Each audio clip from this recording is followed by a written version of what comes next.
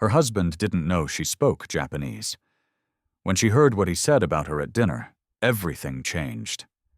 Elena Kim Rodriguez sat across from her husband at Bamboo Pavilion, the city's most exclusive Japanese restaurant, watching him charm the Sato executives with rehearsed bows and broken phrases. She smiled politely, playing the role of the quiet, decorative wife he'd introduced her as.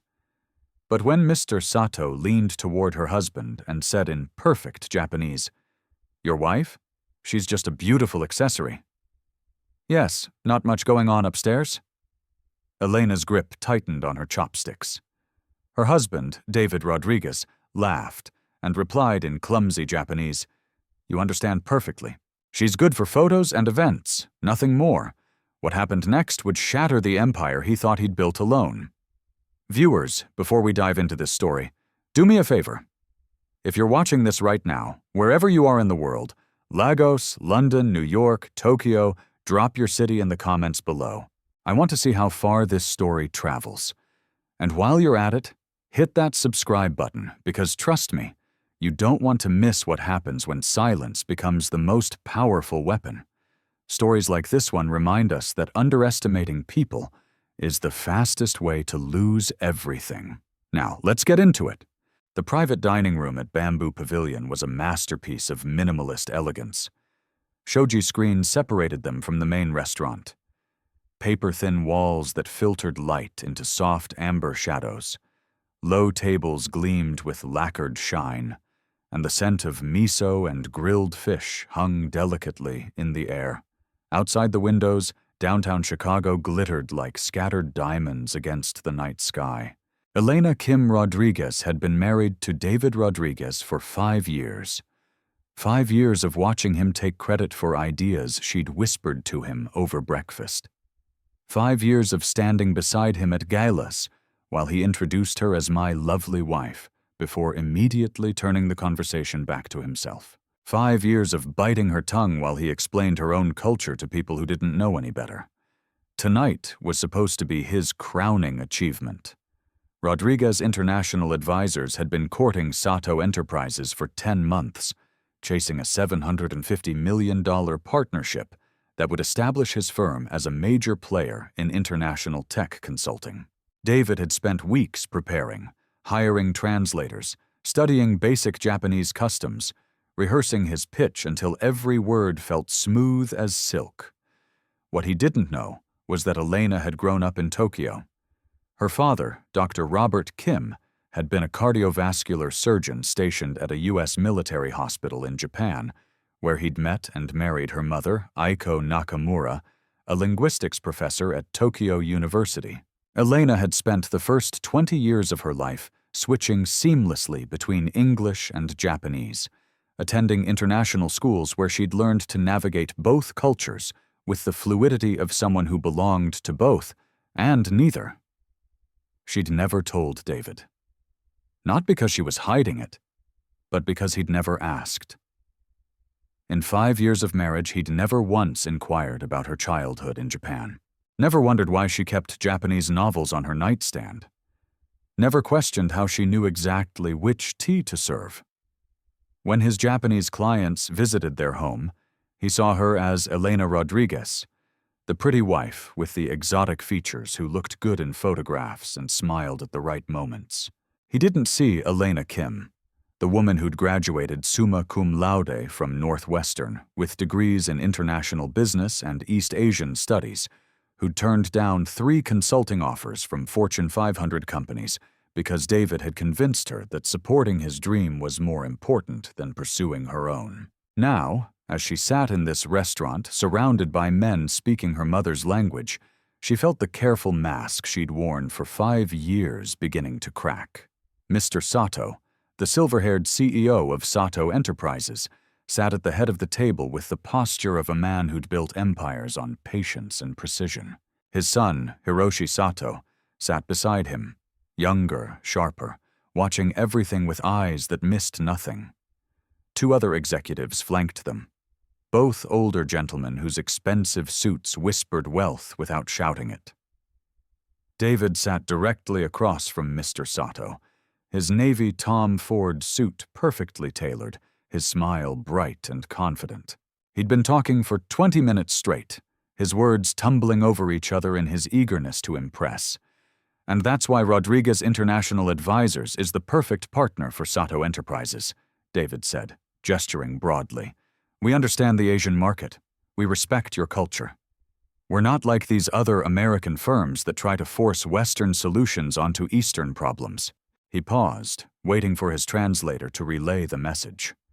The woman, a nervous young professional David had hired from a temp agency, stumbled slightly over the business terminology. Elena caught the mistakes immediately. The translator was saying Western answers instead of Western solutions, a subtle but significant difference that changed the meaning entirely. Mr. Sato's expression remained neutral, but his eyes flickered with something that might have been amusement or concern. Hiroshi leaned forward slightly, his gaze moving from David to Elena and back again. Your presentation was very thorough, Mr. Rodriguez, Mr. Sato said in accented but clear English. You've obviously put much thought into this proposal. Thank you, David said, beaming. I've spent months studying your company's needs. I even learned some Japanese. He attempted a phrase, something that was supposed to mean, I'm honored to work with you, but came out sounding more like, I'm honored to work your bathroom. The translator winced. The executives remained polite, their faces carefully blank. Elena felt heat rising in her cheeks, though whether from second-hand embarrassment or anger, she couldn't quite tell. That's very dedicated of you, Hiroshi said smoothly, switching to English to spare everyone further awkwardness. Learning a new language is always challenging. It's worth it for a partnership like this, David said, not realizing he just butchered their language. Besides, my wife here is half Japanese, so I've got a built-in cultural consultant at home. All eyes turned to Elena. She felt the weight of their attention, felt the assumptions forming behind their polite expressions. David had introduced her earlier as my wife Elena, with no mention of her background, her education, her expertise. Just my wife, as if that was the sum of her identity. Is that so? Mr. Sato said, addressing her directly for the first time that evening. Where's your family from, Mrs. Rodriguez? Before Elena could respond, David answered for her. Her mother's from somewhere in Japan. Tokyo, I think. Or was it Kyoto? I can never remember. He laughed casually, completely unaware of the flash of distaste that crossed Hiroshi's face. Tokyo, Elena said quietly, her voice steady despite the humiliation burning through her chest. My mother is from Tokyo? Ah, Tokyo, Mr. Sato said warmly. A wonderful city, very different from Kyoto. The people there have a distinct spirit, wouldn't you say? Yes, Elena said, meeting his eyes. There was something in his gaze. A question. An invitation to say more. But David's hand landed on her knee under the table, a silent warning she'd learned to recognize. Stay quiet. Don't steal focus. Let him handle the business. She fell silent. The servers arrived with the next course. Beautifully plated sashimi arranged like artwork on rectangular plates. David fumbled with his chopsticks, trying to look comfortable and failing. Elena picked up her own chopsticks with practiced ease, her movements fluid and natural. Hiroshi noticed. His eyes lingered on her hands for a moment before he switched his attention back to David, who was launching into another rehearsed portion of his pitch. As the dinner progressed, David grew more animated, more confident. The sake was flowing. Though Elena noticed the Japanese executives were barely touching theirs, while David was on his third glass. His voice got louder, his gestures broader. He was performing, and in his mind, he was performing brilliantly. The way I see it, David said, leaning back in his chair with the swagger of someone who thought the deal was already closed. This partnership is inevitable. You need American expertise to break into the Western market, and I'm the best there is. My track record speaks for itself. The translator hesitated before translating, clearly uncomfortable with the arrogance in his tone. Elena saw Mr. Sato and Hiroshi exchange a glance, saw the shift in the room's energy. Then Mr. Sato leaned toward David and said in Japanese, his tone conversational, almost friendly. "Your wife? She's just a beautiful accessory." "Yes. Not much going on upstairs." Elena's breath caught. Her chopsticks froze halfway to her mouth. The words hung in the air. A test. A trap. Mr. Sato was watching David carefully, waiting to see if he understood, if he would defend her, if he possessed even a shred of the cultural sensitivity he'd been claiming all night. David laughed, the sound sharp and self-satisfied. He leaned forward conspiratorially and replied in his broken, terrible Japanese. "You understand perfectly. She's good for photos and events, nothing more." The room went silent. Even the translator looked stricken, her face pale as she realized what had just been said. The other executives shifted uncomfortably, their expressions carefully neutral, but their body language speaking volumes. Elena set down her chopsticks with deliberate care. Her hands were steady, but inside something fundamental was breaking apart and reforming into something harder, sharper, unforgiving. She looked at her husband. This man she'd supported through every failure and celebrated through every success. This man who just reduced her to a decoration, a prop, a pretty thing with no thoughts of her own, and he didn't even realize what he'd done. He was smiling, pleased with himself, thinking he'd bonded with the clients over casual misogyny. Mr. Sato's eyes found Elena's. There was apology there, and curiosity, and something that looked like respect. He'd been testing David, and David had failed spectacularly. But more importantly, Mr. Sato was now watching Elena, waiting to see what she would do, whether she would defend herself or continue playing the silent, decorative role her husband had assigned her. Hiroshi was watching her too, his expression unreadable, but his attention absolute. Elena took a slow breath. Then she reached for her water glass, took a small sip, and set it down with careful precision. When she finally spoke, her voice was quiet but clear, and her words were in flawless, elegant Japanese that made every man at the table sit up straighter. "Forgive my husband's rudeness, Sato-sama," she said. "He doesn't realize that in trying to impress you with false humility about his own wife, he's revealed exactly the kind of man he is. Someone without honor, without respect, and without the wisdom to recognize value when it sleeps beside him every night." The translator's mouth fell open. The executives stared. David looked around, confused, knowing something had shifted but not understanding what. "Elena," he said, his smile faltering. "What did you just say?" She turned to him, her expression serene, and switched to English. "I told them, you don't speak Japanese as well as you think you do." David laughed nervously, glancing around the table for confirmation that everything was still going according to plan. But the faces staring back at him had changed. Mr. Sato's expression had shifted from polite neutrality to something approaching fascination. Hiroshi was leaning forward, his eyes locked on Elena with unmistakable interest. The other executives had straightened in their seats, their body language completely transformed. "Mrs. Rodriguez," Mr. Sato said in Japanese, his tone warm and respectful. "Your Japanese is extraordinary. Tokyo dialect. If I'm not mistaken, you speak like someone who grew up there, not like someone who learned it as a second language."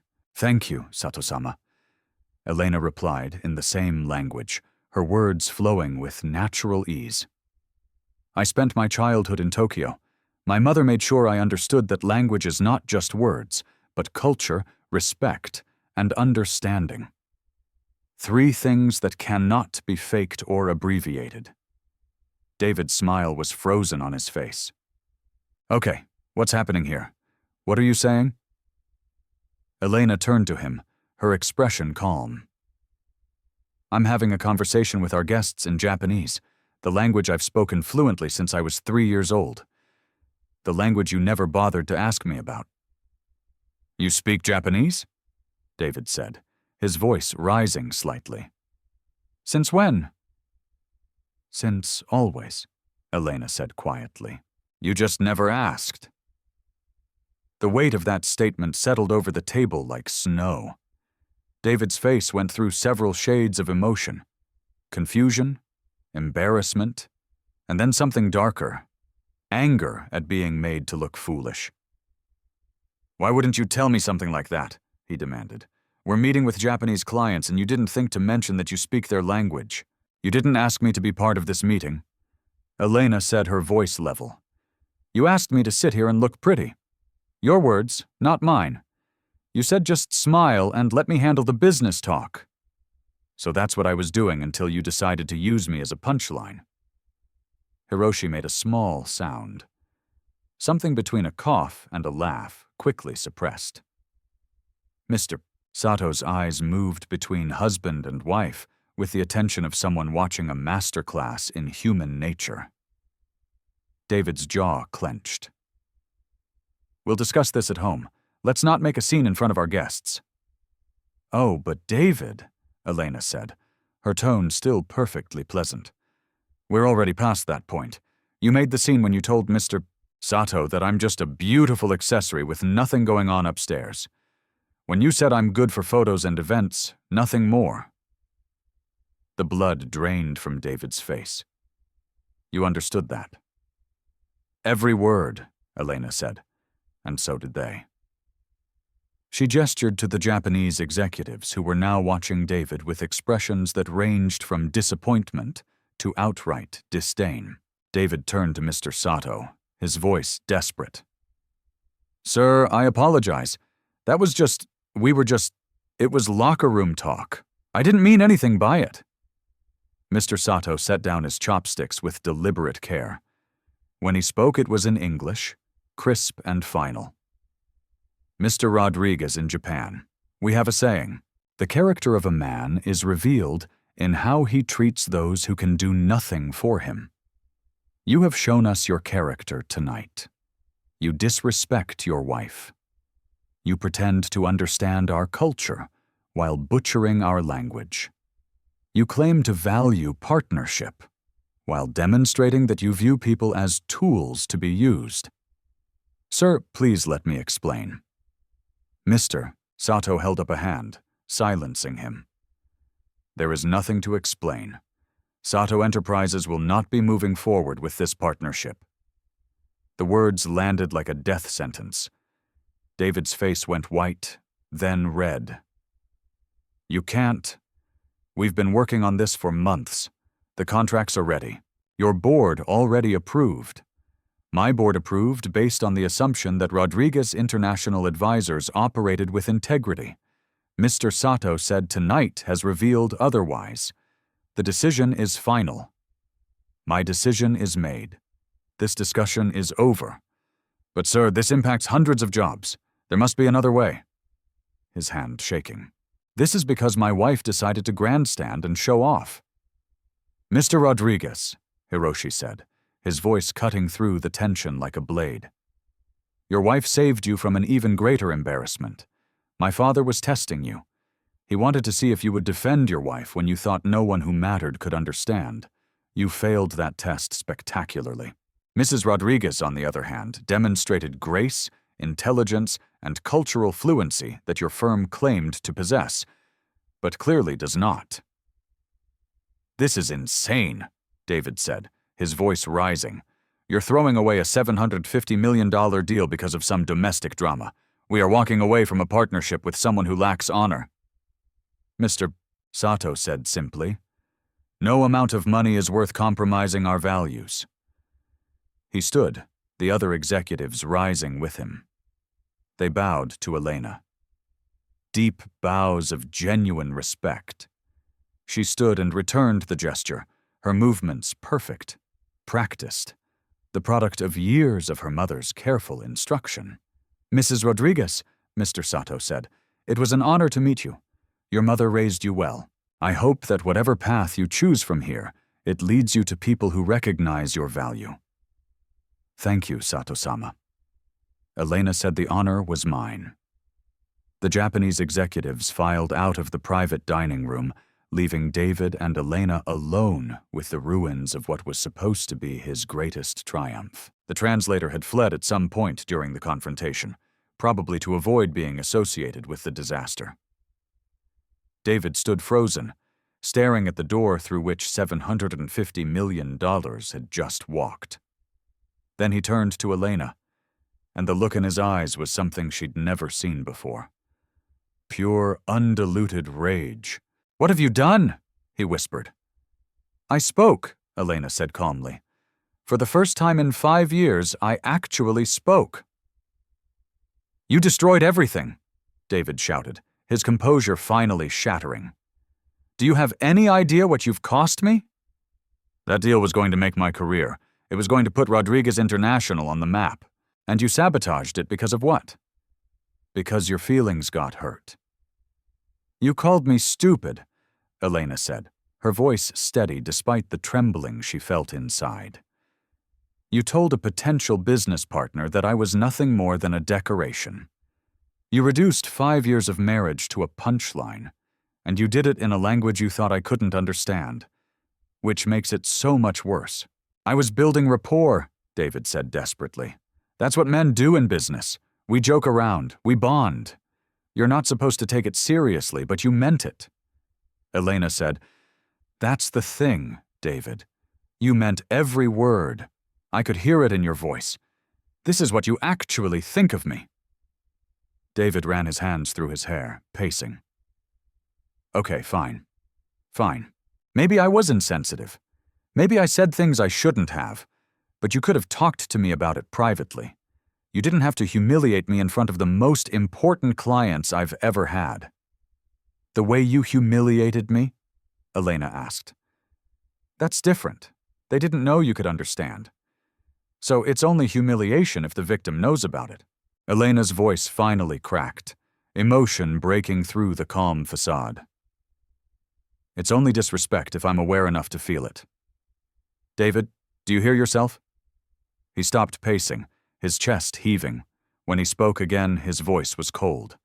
"Get your things. We're leaving." "No," Elena said. "What do you mean, no?" "I mean, I'm not going home with you tonight or any night." David laughed, but it was a harsh, brittle sound. "Oh, so now you're leaving me because of one bad dinner? Because I made one joke you didn't like?" "No," Elena said, standing up and meeting his eyes with a steadiness that surprised even herself. "I'm leaving you because tonight I finally saw what I've been refusing to see for 5 years. You don't love me, David. You love what I do for you. You love having me on your arm at events. You love telling people you have an exotic wife.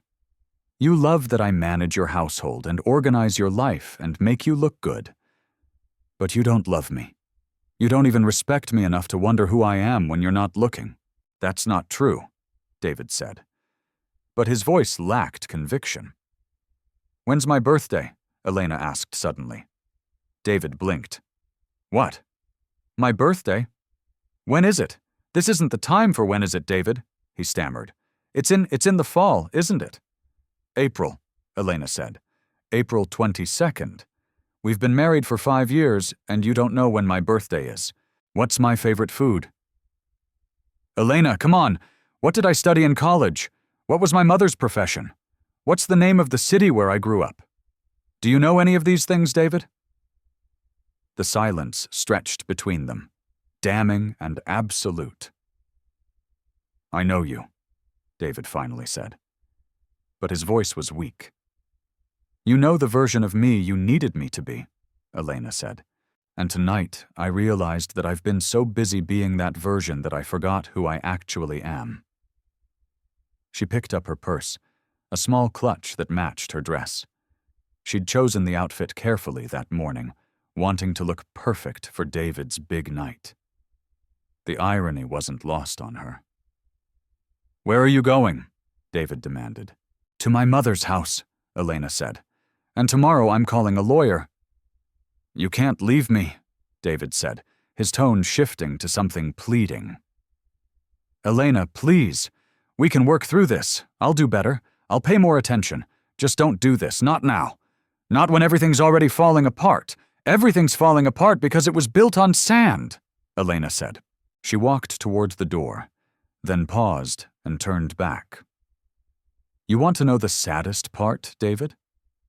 I would have helped you if you'd asked me. If you treated me like a partner instead of a prop, I could have helped you prepare for that meeting. I could have coached you on the culture, refined your presentation, made sure you didn't make any of the dozen mistakes you made tonight. I have a degree in international business with a focus on East Asian markets, but you never asked. You never even looked at my diploma hanging in your office. David stared at her as if seeing her for the first time. You studied international business, graduated top of my class, Elena said, got offers from McKinsey, Bain, and Deloitte. Turned them all down because you said you needed me to focus on supporting your career. You said we were a team. Turns out teams usually have more than one player who matters. She opened the door to the private dining room. The main restaurant was still bustling, unaware of the implosion that had just occurred behind the shoji screens. Elena, wait, David called out. But she was already walking away, her heels clicking against the polished floor with a rhythm that sounded like freedom. Outside, the Chicago night was warm and humid, the air thick with the promise of summer storms. Elena stood on the sidewalk, pulled out her phone, and called her mother. Aiko Nakamura answered on the second ring. Elena, sweetheart, it's late. Is everything okay? Mom, Elena said, and her voice finally broke. Can I come home? Always, her mother said without hesitation. Always, baby. I'll put tea on. Elena hung up and raised her hand for a taxi. As she waited, she caught her reflection in the restaurant's window. She looked the same as she had when she'd arrived that evening. Same dress, same hair, same face. But something fundamental had changed. For the first time in 5 years, she recognized the woman looking back at her. The taxi pulled up. As Elena slid into the back seat and gave the driver her mother's address, her phone buzzed. A text from an unknown number. She opened it. Mrs. Rodriguez, this is Hiroshi Sato. My father asked me to pass along his contact information. He believes your talents are being wasted. If you're interested in exploring opportunities with Sato Enterprises, he would very much like to speak with you. No pressure, just an open door. Elena stared at the message for a long moment. Then she saved the number and looked out at the city lights streaming past the window. Behind her, in that restaurant, David Rodriguez was probably still sitting in the private dining room, surrounded by the remnants of a dinner that had cost him everything. But that was his story now, not hers. Hers was just beginning. The taxi merged onto the highway, and Elena watched the city skyline shrink in the rear-view mirror. Her phone buzzed again. This time it was David. She declined the call, then another and another. On the fourth attempt, she powered off the device entirely and let the silence settle around her like a blanket. Her mother's house was in a quiet neighborhood of craftsman homes and tree-lined streets that felt a world away from the gleaming high-rise where she'd lived with David. When the taxi pulled up, the porch light was on, and through the window, Elena could see her mother moving around in the kitchen, exactly as she'd promised. Aiko Nakamura opened the door before Elena could knock. She was a small woman, barely 5 feet tall, with silver threading through her black hair and eyes that missed nothing.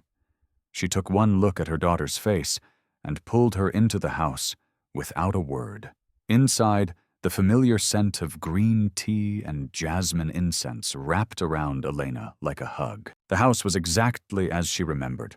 Warm, lived in, filled with books in both English and Japanese. Photographs spanning decades, plants thriving in every corner. Her mother had always had a gift for making things grow. Sit, Aiko said, guiding her to the kitchen table. Tea first, then talk. Elena sank into the same chair she'd sat in as a child doing homework while her mother graded papers at the university. Her mother moved through the familiar ritual of preparing tea, the soft clink of porcelain, the gentle pour of water, the patience required to let it steep properly. When Aiko finally sat down across from her, placing a delicate cup in front of Elena, she simply said, "Tell me." And Elena did. Everything. The dinner, the test, David's words, the translator's horror, the deal falling apart, the confrontation. Her mother listened without interrupting, her expression growing colder with each detail. When Elena finished, Aiko was quiet for a long moment. Then she said in Japanese, "I never liked him." Elena blinked. "What? Your husband?" Aiko continued in Japanese, her tone matter of fact. "I never liked him. From the first time you brought him home, I saw what he was. A peacock, all display, no substance. He looked at you the way men look at cars they want to buy, admiring the exterior, never wondering about the engine." "Mom, why didn't you say something?" Aiko smiled sadly. "Would you have listened? You were in love or you thought you were. Sometimes children need to learn their own lessons. I just wish this one hadn't cost you 5 years. I wasted so much time," Elena whispered. "No," Aiko said firmly, switching to English. "You learned. That's not waste. That's education. And education, my daughter, is never wasted, even when it hurts." Elena's eyes filled with tears. "He called me stupid, Mom, in front of strangers. He reduced me to nothing. He tried to," Aiko corrected. "But you didn't let him. You spoke up. You reclaimed yourself. That takes courage." She reached across the table and took Elena's hand. "Your father would be proud. I know I am." The mention of her father, gone now for 4 years, broke something loose in Elena's chest. The tears came then, hot and fast, 5 years of swallowed pride and silenced thoughts pouring out in great, shaking sobs. Her mother came around the table and held her the way she'd done when Elena was small, steady, and unshakable. "You're home now," Aiko murmured. "You're safe. And tomorrow we figure out what comes next." Elena slept in her old bedroom that night, in the same bed she'd slept in as a teenager. The sheets smelled like lavender, and through the window she could hear crickets singing in the garden. She fell asleep almost immediately. Exhausted by the weight of finally standing up for herself, she woke to sunlight streaming through the curtains and the smell of her mother's cooking. When she shuffled into the kitchen, still wearing the borrowed pajamas Aiko had laid out for her, she found her mother preparing a full Japanese breakfast.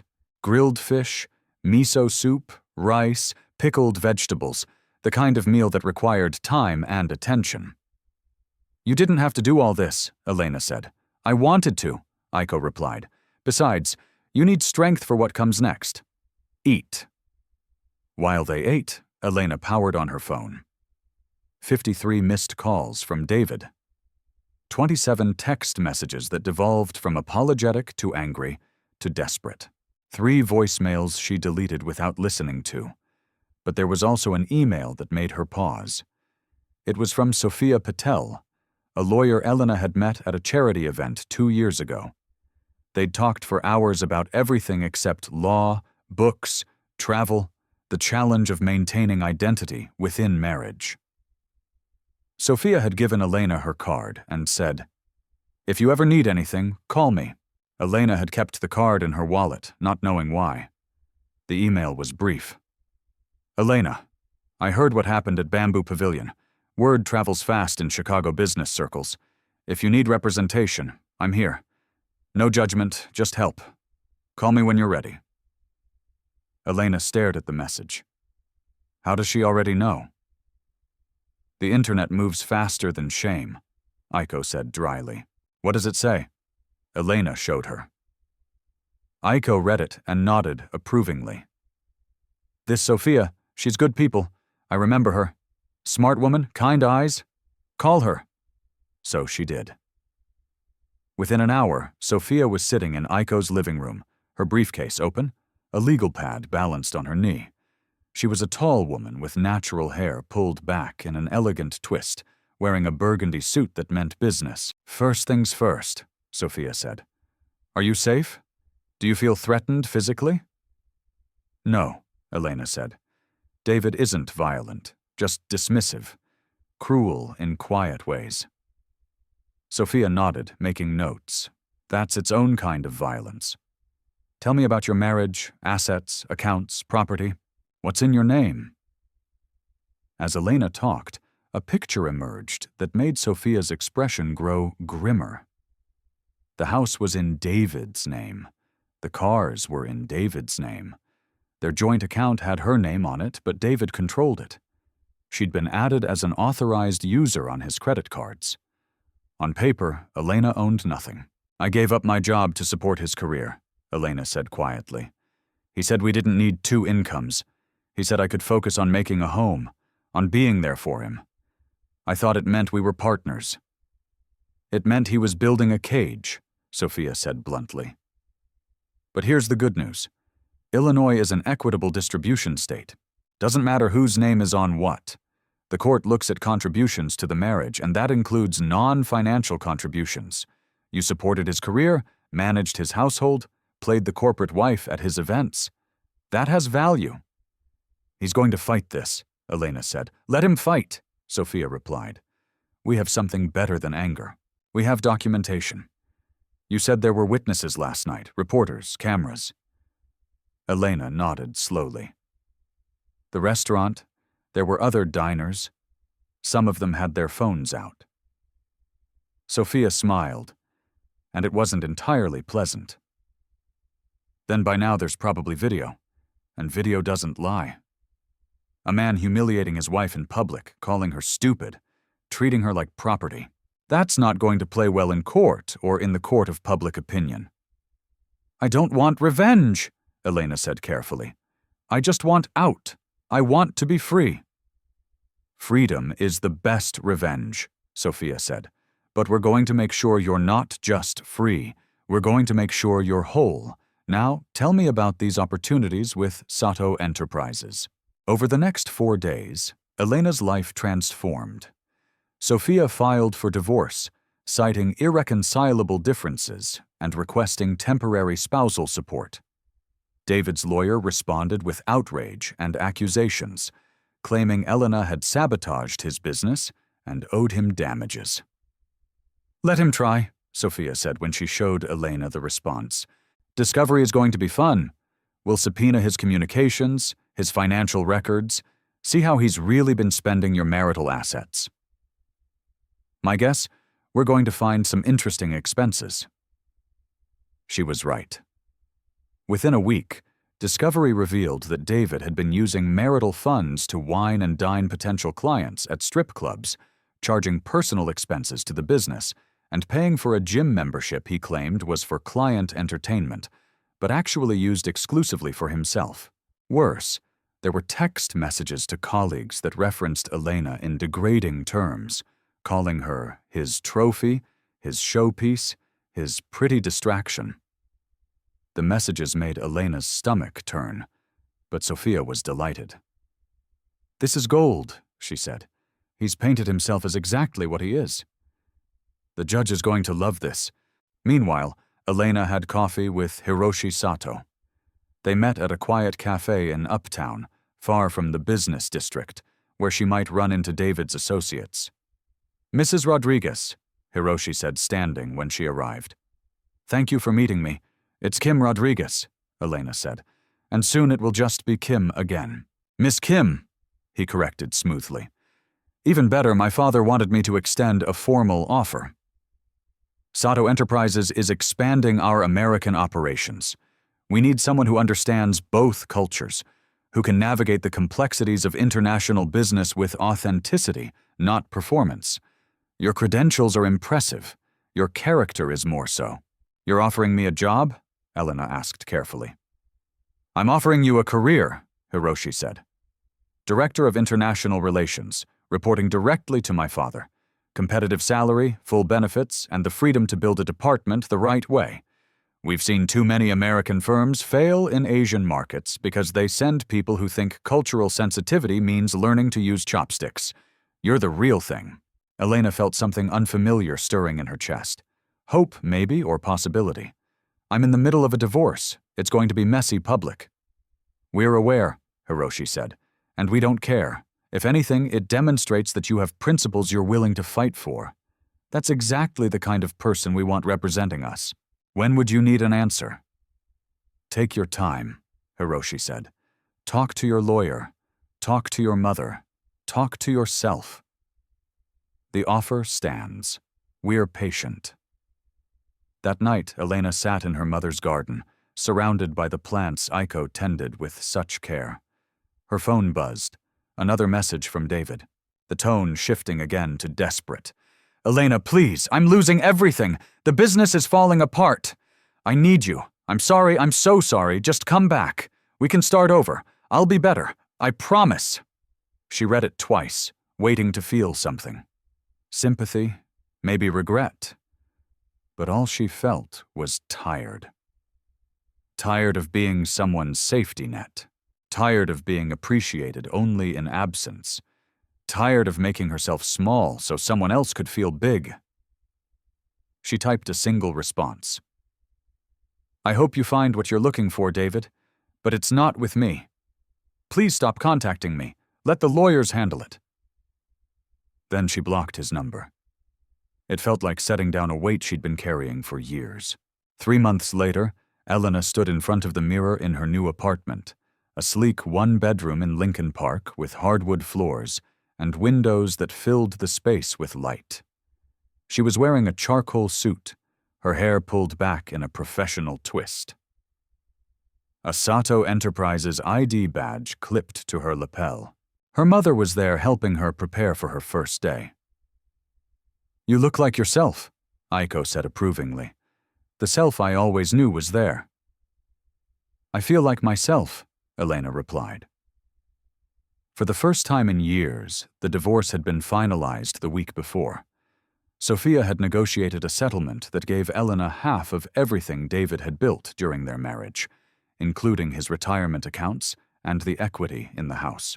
He'd fought every line item, but the evidence, the videos from the restaurant, his degrading text messages, his misuse of marital funds had been damning. The judge had not been sympathetic. Rodriguez International advisors had collapsed without the Sato deal. David had been forced to lay off most of his staff and downsized to a small office in a cheaper part of town. Elena had heard through mutual acquaintances that he was scrambling to keep the lights on, taking on smaller clients he'd once considered beneath him. She didn't take pleasure in his downfall. She just no longer felt responsible for preventing it. Her phone chimed. A message from Sophia. Kick ass on your first day, boss. You earned this. Another from Hiroshi. Looking forward to working with you. The team is excited to meet their new director. And one from her mother. Even though Aiko was standing right next to her, Proud doesn't even begin to cover it. Go show them what the daughter of Aiko Nakamura can do.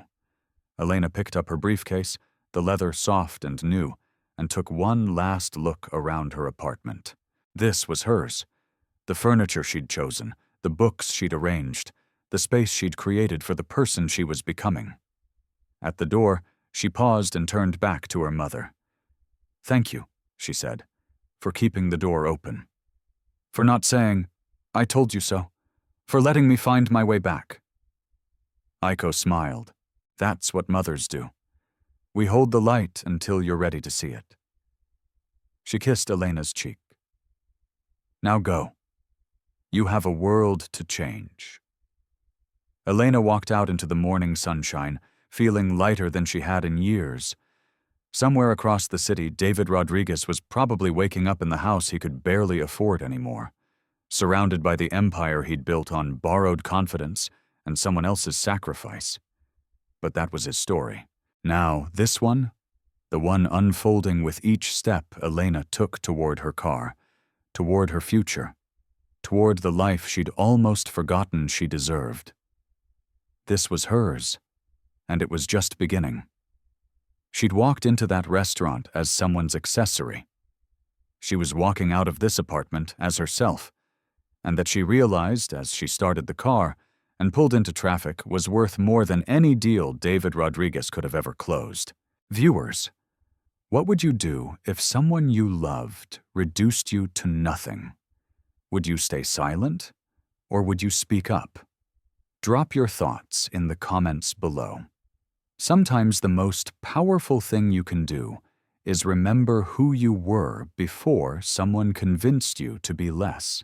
Don't forget to subscribe for more stories that remind you that your voice, your intelligence, and your worth are never negotiable.